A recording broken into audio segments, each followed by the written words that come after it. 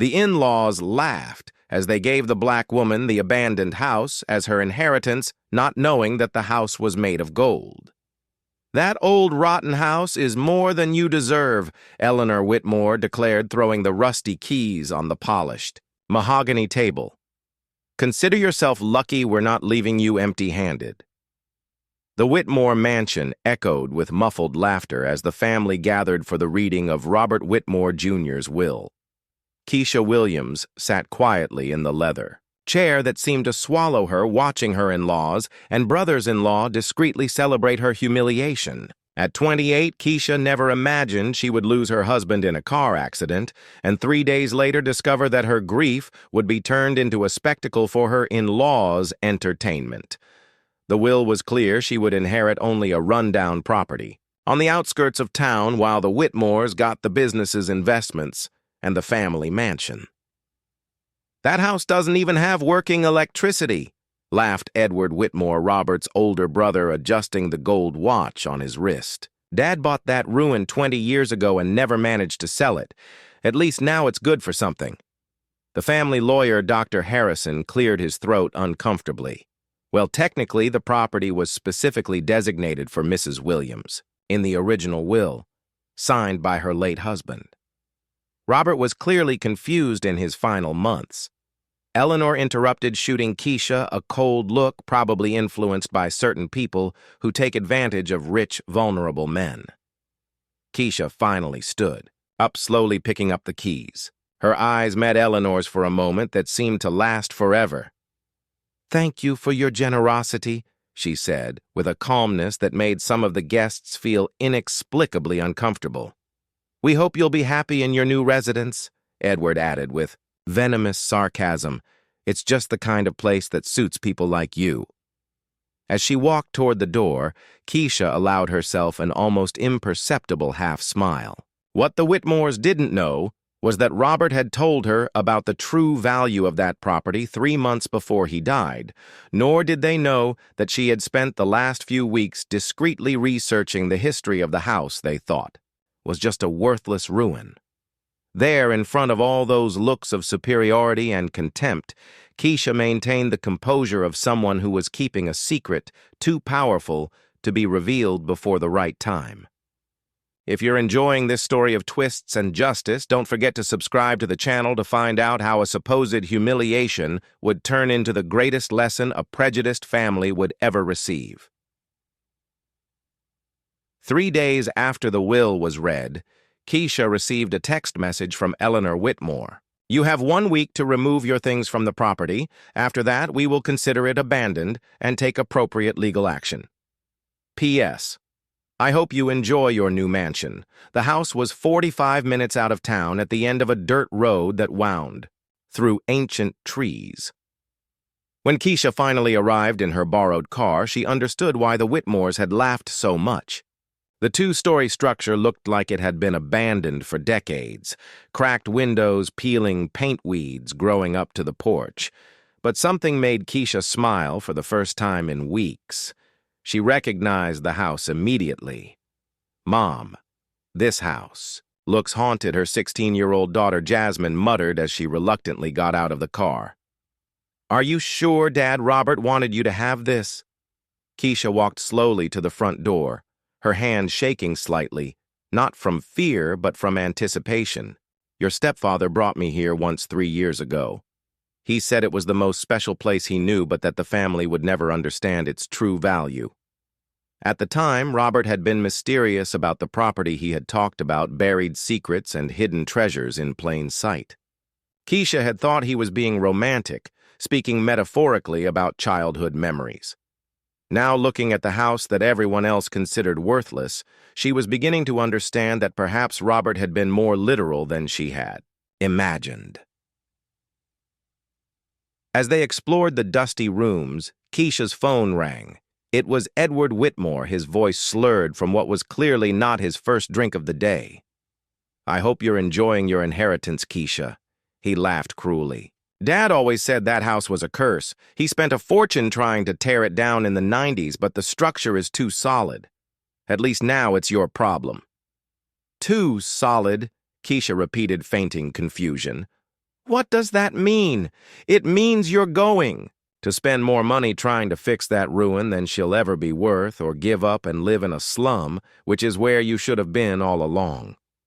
After Edward hung up, Keisha stood in what had once been the living room, processing his words too. Solid to tear down. Robert had mentioned something similar years ago about how the house had withstood storms, fires, and even attempts to tear it down. It's like she's indestructible, he had said, looking at the walls with an admiration that had seemed exaggerated at the time. Jasmine was upstairs testing the floor's resistance with cautious steps. "Mom, come see this. These walls are weird. When I knock on them, the sound is different. It's like they're denser." Keisha ran upstairs, her heart racing. In the master bedroom, Jasmine was running her hands along the wall, frowning. It doesn't make sense. The wall feels thin on the outside, but when you knock on it, the sound suggests there's something much thicker inside.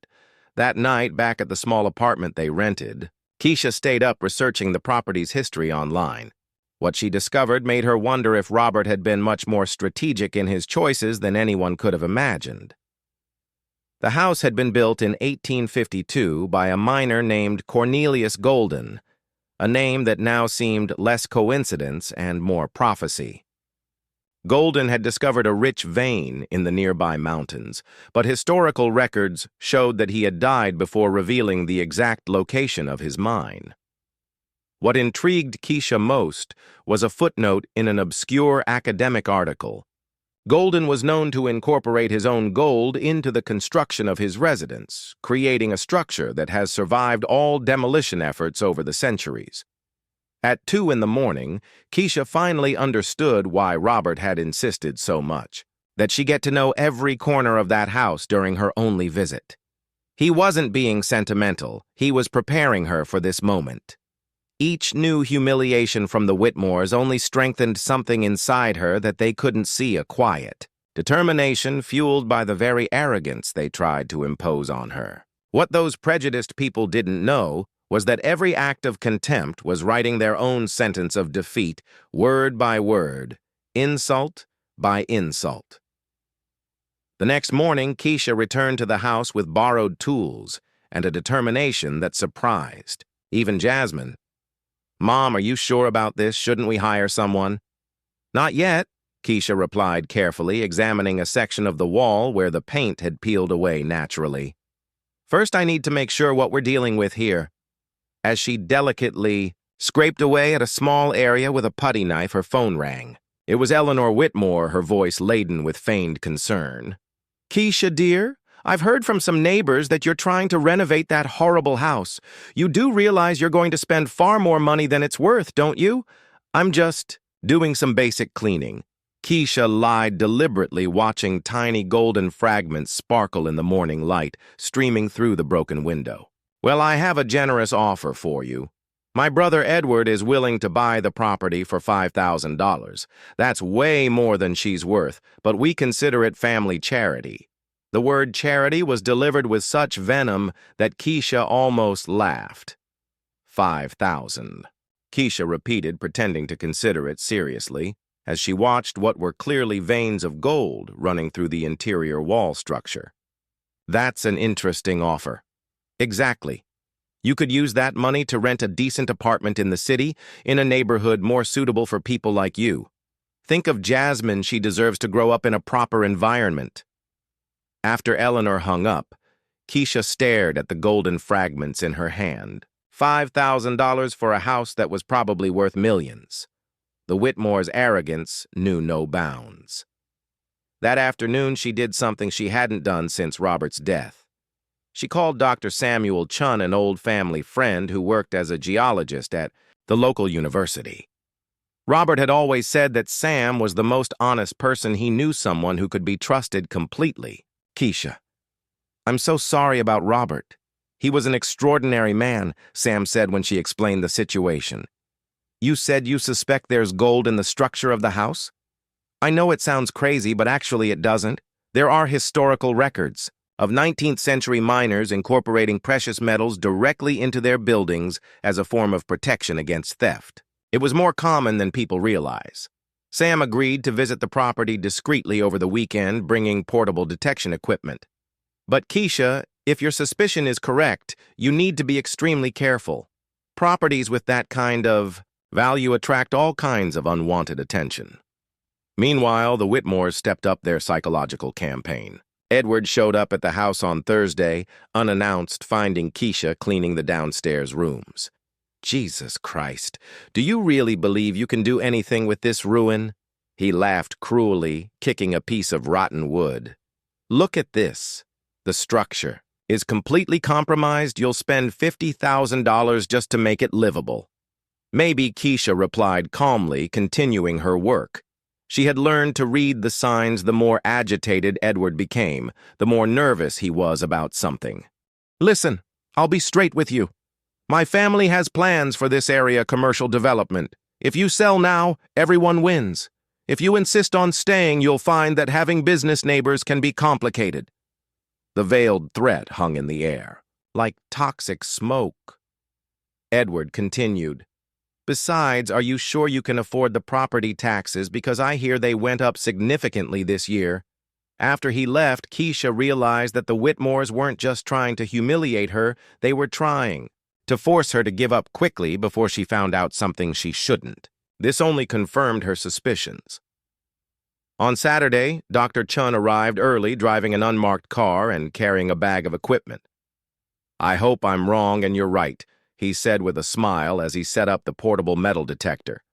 The first readings were inconclusive, but when they reached the master bedroom on the second floor, the equipment began to emit consistent, strong signals.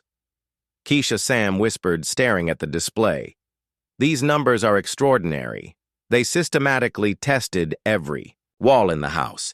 The results were unequivocal. The entire structure contained significant amounts of gold, not just as ornamentation, but as an integral part of the construction. Cornelius Golden had literally built a house of gold disguised under decades of paint and surface deterioration. How much do you think it could be worth? Keisha asked, her voice barely controlling her excitement.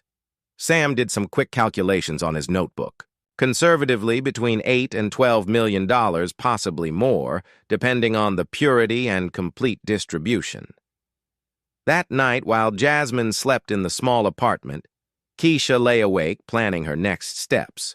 She would need a lawyer specializing in mineral rights, an independent appraiser, and strategies to protect the property legally before the Whitmores discovered what they had lost. But first, she would do something Robert had always admired in her strategic patience. She would let the Whitmores continue making ridiculous offers and veiled threats while she documented every attempt at coercion and every prejudiced word. On Monday, Eleanor called again. Keisha, Edward says you still haven't accepted our generous offer. Frankly, we're losing patience. $7,500 last offer. I'll think about it, Keisha replied, looking out the window at the house the Whitmores considered a useless burden. Behind the surface deterioration, a fortune waited patiently for someone smart enough to recognize its true value. That was when she smiled for the first time since the funeral, not just out of relief, but out of anticipation. Because something extraordinary was about to happen, something that would completely rewrite the rules of the game. The Whitmores thought they were winning, turning every gesture of arrogance into evidence of their own blindness, word for word, threat for threat. The following Wednesday, Keisha did something that surprised even Dr. Chun. She scheduled an official meeting with the entire Whitmore family at the office of the lawyer who had drawn up the original will. I agreed to sell the property, she announced calmly over the phone to Eleanor, who immediately called an emergency family meeting. But I want everyone to be there to sign the papers, Edward, Eleanor, and any other interested heirs. Eleanor could barely contain her malicious glee. You finally come to your senses. I knew you'd realize that house is a dead weight. We'll be there at 2. What the Whitmores didn't know was that Keisha had spent the last 2 weeks meticulously documenting every attempt at coercion, every veiled threat, every prejudiced comment. Dr. Chun had brought in a certified independent appraiser, and she had hired Dr. Patricia Williams, a lawyer specializing in mineral rights and racial discrimination. At 2 sharp, The Whitmores arrived at the office like hungry predators, surrounding wounded prey. Edward carried a bottle of champagne discreetly hidden in his briefcase. Eleanor had even brought flowers to celebrate your sensible decision, as she explained with false generosity. "So let's get down to business, Edward," said, rubbing his hands together eagerly. $10,000 final. It's more generosity than you deserve considering the taxes you'll save. Dr. Harrison? The original lawyer seemed uncomfortable with the predatory atmosphere. Well, technically, Miss Williams is entitled to an independent appraisal. Before any, not necessary. Eleanor interrupted. We all know that property isn't worth the taxes she'd have to pay on it. We're doing charity here. It was then that Keisha smiled for the first time in the meeting. You're right about one thing, the property has been appraised. She slid a folder across the mahogany table by 3 different independent appraisers. Edward laughed as he casually opened the folder. Let me guess, someone said it's worth 15-20,000, still our offer? His voice simply died as his eyes focused on the first document. The number highlighted in bold on the official geological appraisal. Report made his face drain of all color. 11.4 million. That has to be wrong. He stammered, passing the document to Eleanor with visibly shaking hands. It can't be right. Actually, it's conservative, said Dr. Chun, entering the office at that exact moment. After further testing, we estimate between 12 and 15 million, depending on the complete extraction. Eleanor stared at the document as if she were looking at a poisonous snake. Gold? How? How did you know about this? Because my husband told me 3 months before he died, Keisha replied calmly. He discovered it by accident during genealogical research on Cornelius Golden. Robert wanted to protect me, so he left the property specifically to me, knowing you would consider it worthless. Edward stood up abruptly, knocking over his chair. That's impossible. Dad would have told us he would never hide something like this from the family. How did you hide the family business's debts? Keisha asked softly, sliding another folder across the table, or the attempts to sell family property without the consent of the other heirs. Robert hired a private investigator 6 months before he died. He knew exactly who you were. The revelations piled up like a devastating avalanche, documents proving that Edward had embezzled company funds, recordings of conversations where Eleanor planned to force Keisha to give up any inheritance emails detailing how they intended to use racial discrimination to intimidate her into giving up. You recorded our conversations, Eleanor whispered, her voice finally losing all its arrogance. I recorded everyone, Keisha confirmed, playing a crystal-clear phone conversation on her laptop. Edward's voice echoed through the office. Let her try to fight it in court, a poor black woman against our family. She'll give up in 2 weeks when she realizes she can't afford lawyers. The silence that followed was broken only by the sound of Eleanor sobbing. The realization of what they had lost and how their own words had betrayed them was too devastating to process. Dr. Patricia Williams finally spoke. In addition to the property, my client is suing the family for racial discrimination, coercion, and attempted will fraud. The recordings and documents provide substantial evidence for significant moral damages. Edward tried one last desperate gambit. Listen, we can work something out. You get the house, and we split the mining profits 50-50. Keisha looked at him with the same expression she would have had watching a child throw a tantrum. Edward, you just found out you tried to steal $15 million from a pregnant widow, and now you want to negotiate? She stood up calmly, gathering her documents. The property is rightfully mine. The lawsuits against you will proceed as normal, and you have 72 hours to vacate any property still in Robert's name, because the private investigator also discovered that you're delinquent on inheritance taxes. Eleanor lifted her mascara-streaked face. Keisha, please, we're family. Family, Keisha repeated softly. I remember you telling me that a rundown house was more than I deserved, that my daughter should grow up in a neighborhood appropriate for people like us. Now you realize you've wasted the opportunity of your lives out of pure prejudice. She walked toward the door, then turned back one last time. The irony is delicious, don't you think? You tried to give me trash as my inheritance, but what you thought was trash is worth more than everything you own combined. As the revelations piled up and the masks fell one by one, a question hung in the tension-filled air. Was it possible that an entire family fortune could crumble because of the very arrogance they believed to be their greatest strength? What would happen when the rest of high society found out that the prestigious Whitmores had lost millions because of pure prejudice, proving that sometimes justice comes in such a poetic way that even the most creative screenwriter couldn't come up with something more satisfying? 6 months after the devastating meeting at the lawyer's office, Keisha's life had changed in ways she could never have imagined.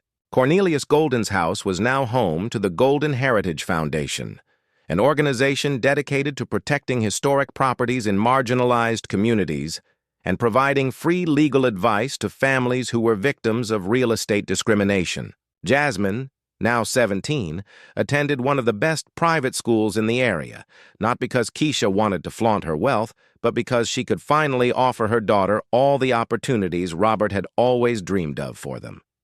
The girl had developed an interest in mining rights and planned to pursue a career in law inspired by her mother's struggle. "Mom, there's another letter," Jasmine announced one morning, handing her an elegant envelope bearing the crest of one of the city's oldest families. "That's the 5th family asking us to reconsider old differences this month." Keisha laughed as she prepared coffee in the modern kitchen that had been built on the first floor of the historic house. The Golden structure remained untouched out of respect for Cornelius Golden's legacy, but she had created functional spaces that honored both the past and the present. Meanwhile, the Whitmores faced a very different reality. Edward had lost not only the court case, which resulted in a $2 million judgment for racial discrimination and attempted fraud, but also his license to operate any business in the real estate industry. Recordings of his prejudiced conversations had gone viral on social media, completely destroying his professional reputation. Eleanor, meanwhile, had discovered that her high society friends had selective memories when it came to public scandals. The country club had temporarily suspended her membership, and the social events she used to attend mysteriously stopped including her on their guest lists. "Did you hear that they're living in a rented apartment?" Dr. Chun commented during one of his visits to the foundation. Edward tried to get a job as a broker in 3 different cities, but his history always follows him. Keisha nodded without malice, focused on reviewing the documents of a new family in need of legal assistance. Sometimes the consequences of our choices take time to arrive, but they always do. The most impressive transformation had taken place in the local community. Keisha's story had inspired dozens of other families to question suspicious property documents and abusive real estate contracts. The Golden Heritage Foundation had already recovered more than 50 properties that had been obtained through fraudulent or discriminatory contracts. Dr. Patricia Williams, who had become not only a lawyer for the foundation but a close friend, often joked about the poetic irony of the situation. The Whitmores spent decades accumulating property through questionable practices, and now you're dismantling their empire one deed at a time. One October afternoon, Keisha received an unexpected phone call. It was Eleanor Whitmore, her voice a far cry from the arrogant woman she had met at the will reading. "Keisha, I know I have no right to call you, but I need to talk." The trembling voice came through the line. "Edward he's in serious trouble. He's been drinking too much, lost his apartment. I wanted to know if there's any way we can make things right." Keisha remained silent for a long moment, staring out the window at the garden where Jasmine was studying under a 100-year-old tree. "Eleanor, you had a choice. You could have treated me with dignity, respected Robert's wishes, included my daughter as part of the family. Instead, you chose prejudice. I know we made mistakes, but don't you think we've suffered enough?" "This isn't about suffering," Keisha replied calmly. "It's about consequences. You didn't lose everything because I wanted revenge. You Lost everything because you spent your entire lives making choices based on arrogance and discrimination. I just documented those choices. She paused, feeling the weight of the responsibility that her fortune had brought her. But I will do one thing. The Foundation has a rehabilitation program for people who have lost everything due to legal problems.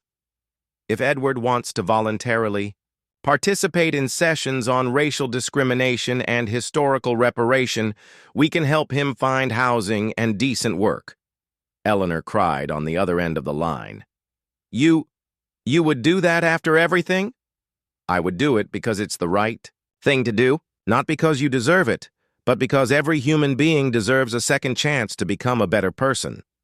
6 months after that conversation, Edward Whitmore was attending weekly reflection groups on racial privilege at the Golden Heritage Foundation. He was a visibly broken man, but for the first time in his life, he seemed to be genuinely trying to understand the impact of his actions on other people.